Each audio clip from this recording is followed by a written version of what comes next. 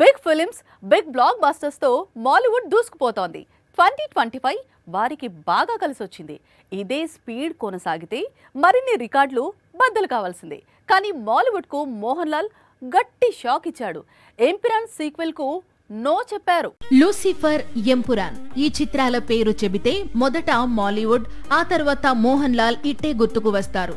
మొదటి భాగం సరాసరి 100 కోట్లు రాబట్టింది. తరువాత విడుదలైన సీక్వెల్ ఏకంగా 300 కోట్లు రాబట్టి హిస్టరీ క్రియేట్ చేసింది. నిజానికి ఎంపురాన్ కు మూడో భాగం ఉంది.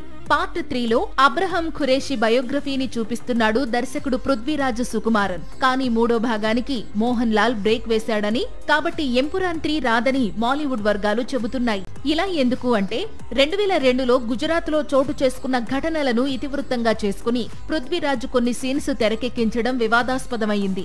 ఆ తరువాత చిత్ర యూనిట్ కల్పితమే అని కొట్టిపారేసిన పెద్ద వివాదంగా మారింది.